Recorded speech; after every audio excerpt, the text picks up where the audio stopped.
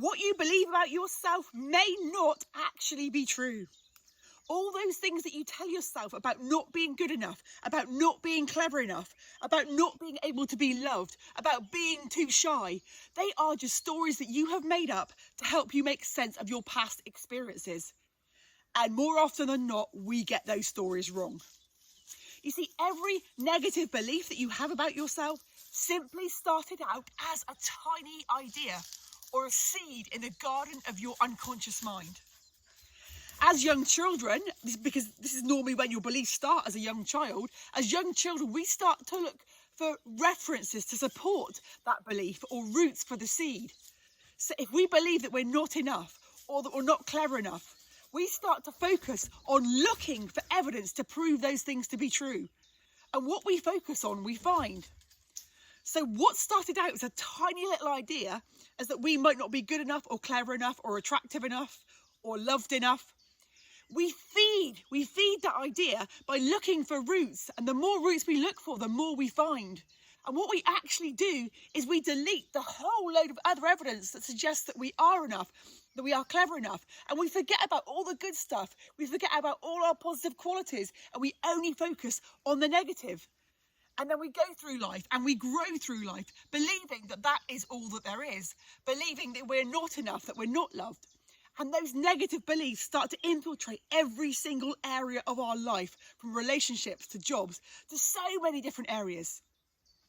Now, you can go through the whole of your life believing these negative things about yourself, or you can choose to change. And the first way that you decide to change your belief is to identify that belief. So as you're listening to this right now, ask yourself, what am I believing right now that is stopping me getting what I want from life? And it might well be that you're not loved enough. It might well be that you're not clever enough, or that you don't look a certain way. Ask yourself, where did this belief come from? And that's quite a big question, because you may have always perceived this to be true. So this may shake up your reality slightly.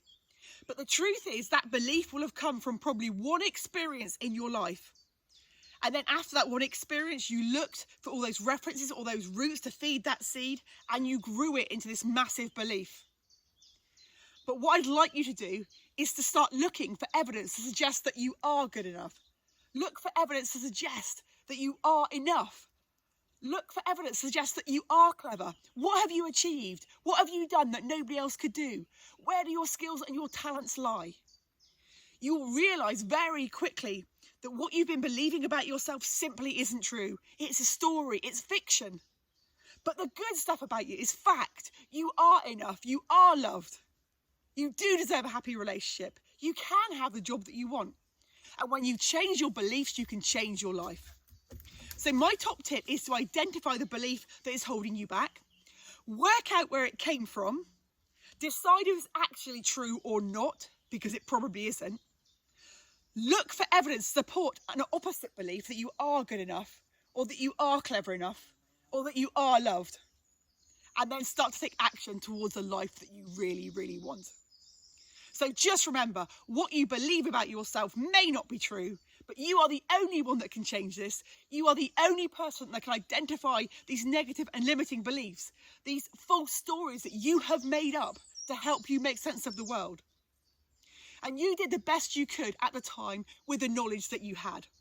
But now, after watching this, you have got more knowledge. You have got more power. So isn't it time to change for you?